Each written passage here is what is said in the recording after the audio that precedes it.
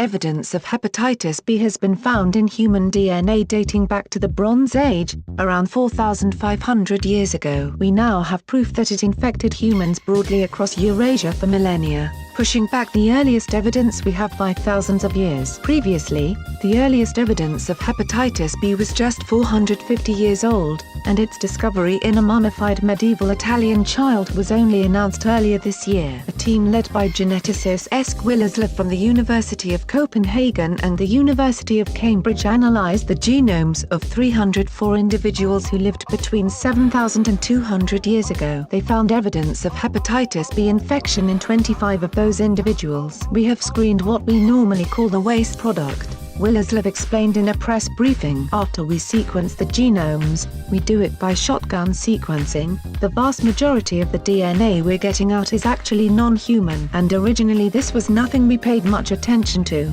It was just expensive and kind of a waste product. But now we've started investigating this waste product for possible pathogens. Using this technique didn't just yield up hepatitis B, but a possible migration route for the devastating plague of Justinian in the 6th century, showing a strong likelihood that it originated in Mongolia. Led by Willerslev, two teams conducted separate studies. The first sequenced the genomes of 137 humans from the Eurasian steppes, to trace the transition from a European pastoral population in the Bronze Age, to a mixed Scythian nomad, European and Siberian population in the Iron Age, to the primarily East Asian warriors that dominated under the rule of Genghis Khan. It also found the basal roots of the plague of Justinian in the Scythian nomad and Eastern steppe Xiongnu nomad groups, which combined in the 4th and 5th centuries to form the Hun traditions. The second study used the DNA sequences from the first study, and those from another 167 individuals that had already been sequenced,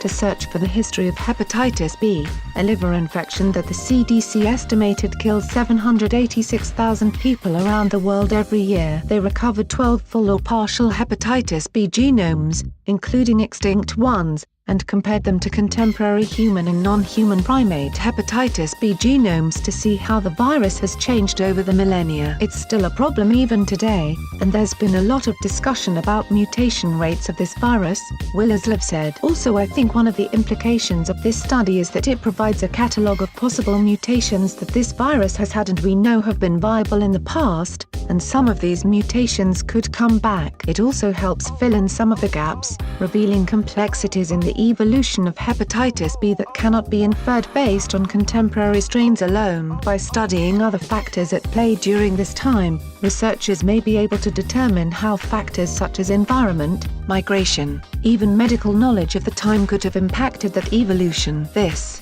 in turn, may help predict how the virus could mutate going forward. More DNA samples sequenced in the future also may help provide a clearer picture, although DNA from ancient remains isn't always easy to obtain, as it often degrades with time. The team obtained the DNA sequenced in the first paper from tooth cementum and the petrous part of the temporal bone, some of the densest bones in the human body, and therefore more likely to protect the DNA inside. To our knowledge, we report the oldest exogenous viral sequences recovered from DNA of humans or any vertebrate, and show that it is possible to recover viral sequences from samples of this age. The researchers wrote in their paper, "We show that humans throughout Eurasia were widely infected with HBV for thousands of years. Despite the age of the samples and the imperfect diagnostic test, our dataset contained a high proportion of HBV-positive individuals. The actual ancient prevalence during the Bronze Age and thereafter might have been higher, reaching or exceeding the prevalence typically found in contemporary indigenous populations." Share this video with your friends and family. Like and share this video on Facebook and Twitter if you agree. Don't forget to support this channel by clicking on the donation link down below and subscribing so you never miss any of our trending reports. What do you think about this video? Scroll down to comment below. Now, if you are seeking the latest trends in fashion,